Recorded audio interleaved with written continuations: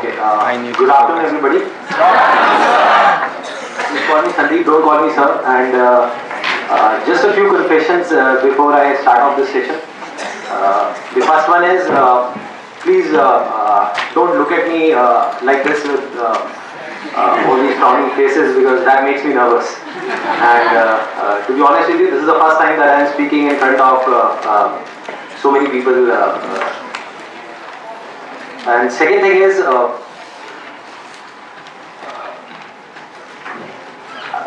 I'll be not talking about the theory part of it. I'll actually focus more on the practical side of how I did whatever I did. Okay, the second confession, which I forgot. That is, to be honest with you, I can speak in English, but the problem is, you may understand what I am talking about, but I won't be able to understand what I am talking about. So it's better if I talk in Hindi. So, then,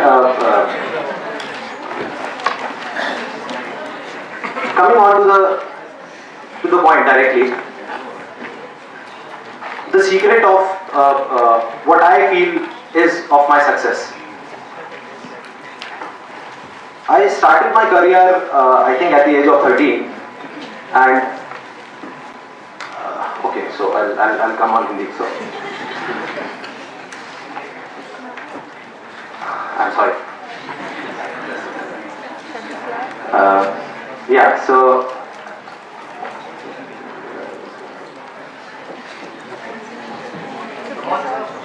yeah, I do it. Images Bazaar start कर सकता हूँ तो ये भी कर सकता हूँ. So I think it's not that big a deal.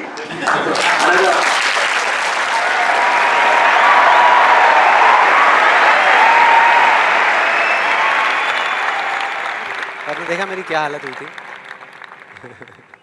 I think सबका यही हाल होता है जब वहाँ पे स्टेज पे जाते हैं, इतने सारे लोग सामने बैठे होते हैं, सबका यही होता है. तो जब मैंने ये वीडियो देखी तो मेरे दिमाग में सिर्फ एक ही चीज़ चल रही थी, सिर्फ एक, कि ऐसा क्यों हुआ कि मैं अपना इतना बड़ा मजाक उड़वाने के बाद भी बाज नहीं आया, और क्या वजह है कि मैं वहां से यहां तक आ गया. लेकिन मुझे ना इसका एग्जैक्ट जवाब नहीं मिल रहा था. मतलब मुझे समझ नहीं आ रहा था कि इसके पीछे वजह क्या है. और फिर फाइनली एक दिन वो वजह समझ आई. मैंने एक कहानी पढ़ी कहीं पर, और उस कहानी के जब मैं अंदर तक गया तो मेरे को समझ आया कि हाँ, ये वजह है. ये कहानी है दो बच्चों की जो एक गांव में रहते थे. उनमें से एक 6 साल का था और एक 10 साल का. दोनों बहुत अच्छे दोस्त थे, बिल्कुल शोले के जय और वीरू जैसे. दोनों हमेशा साथ साथ रहते, साथ साथ खेलते, साथ साथ खाते पीते, साथ साथ नहाते धोते. नहीं, धोते नहीं, ये थोड़ा ज़्यादा हो गया. तो एक दिन वो दोनों गांव से थोड़ा दूर निकल गए, और खेलते खेलते उनमें से जो बड़ा बच्चा था 10 साल वाला, वो एक कुएं में गिर गया और जोर जोर से चीखने चिल्लाने लग गया, क्योंकि उसको तैरना नहीं आता था. अब जो दूसरा बच्चा था, छोटा सा 6 साल का, उसने अपने आसपास में देखा और उसको कोई नजर नहीं आया, उसको कोई नहीं दिखा जिसको कि वो बुला सके हेल्प के लिए. और फिर उसकी नजर पड़ी एक बाल्टी पे, जिस पे एक रस्सी बंधी हुई थी. उसने एक सेकंड भी वेस्ट नहीं किया, उस बाल्टी को उठा करके कुएं में फेंक दिया और अपने दोस्त को बोला कि पकड़ ले इसको. उसके दोस्त ने पकड़ा और वो अपनी पूरी ताकत लगा करके पागलों की तरह उसको खींचने लगा. खींचता रहा, अपनी पूरी जान लगा दी उसने. छोटे से बच्चे ने, 6 साल के और 10 साल के बच्चे ने उस बाल्टी को पकड़ा हुआ था. खींचता रहा और तब तक नहीं रुका जब तक उसने अपने दोस्त को बचा नहीं लिया, जब तक वो बाहर नहीं आ गया. अब यहां तक तो ठीक था, यहां तक तो ये कहानी समझ आती है. लेकिन हुआ क्या कि जैसे ही ये दो बच्चे, जब दोनों एक हो गए, जब बाहर आए और आकर के गले मिल रहे, रो रहे और खुश हो रहे, एक तरफ से उनको डर भी लग रहा था. डर था कि अब गांव जाएंगे तो बहुत पिटाई होगी जब उनको बताएंगे कि ऐसे हम कुएं में गिर गए और ये सब चीजें हुई. लेकिन मजे की बात, ऐसा कुछ भी नहीं हुआ. वो जब गांव गए और जा करके उन्होंने अपने घर वालों को बताया, बाकी गांव वालों को बताया, तो किसी ने विश्वास नहीं किया, पूरे गांव वालों ने. और वो अपनी जगह बिल्कुल ठीक थे, क्योंकि उस बच्चे में इतनी ताकत भी नहीं थी कि वो एक बाल्टी पानी से भरी हुई वो उठा सके. तो इतने बड़े बच्चे को इतनी ऊपर खींचना तो बहुत दूर की बात है. लेकिन एक आदमी था उस गांव में, उसने विश्वास कर लिया। उनको सब रहीम चाचा कहते थे, उस गांव के सबसे समझदार बुजुर्गों में से एक। और सबको लगा कि यार ये कभी झूठ नहीं बोलते, अगर ये कह रहे हैं तो जरूर कोई ना कोई बात होगी, कोई ना कोई वजह होगी जिस वजह से ऐसा कह रहे हैं। और फिर सारे गांव वाले इकट्ठे होकर के उनके पास में गए और जा करके बोले कि देखो जी, हमें तो कुछ समझ आ नहीं रहा, आप ही बता दो कि ऐसा कैसे हो सकता है। तो उनको हंसी आ गई। वो बोले कि यार इसमें मैं क्या बताऊं, वो बच्चा बता तो रहा है उसने कैसे किया। बाल्टी को उठा करके कुएं में फेंका, उसके दोस्त ने बाल्टी को पकड़ा, उसने रस्सी को खींचा और अपने दोस्त को बचा लिया। तो आपको पता तो है उसने कैसे किया, बच्चा बता तो रहा है, इसमें मैं क्या बताऊं। तो सारे गांव वाले उनकी शक्ल देख रहे। फिर कुछ देर बाद वो बोले कि सवाल ये नहीं है कि वो छोटा सा बच्चा ये कैसे कर पाया, सवाल ये है कि वो ये क्यों कर पाया, कि उसके अंदर इतनी ताकत कहां से आई है।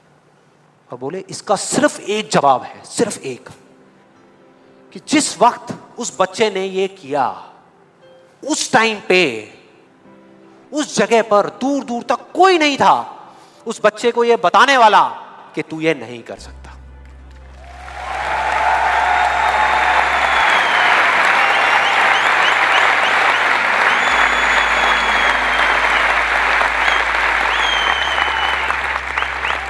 बोले कोई नहीं था, कोई नहीं, यहां तक कि वो खुद भी नहीं, वो खुद भी नहीं।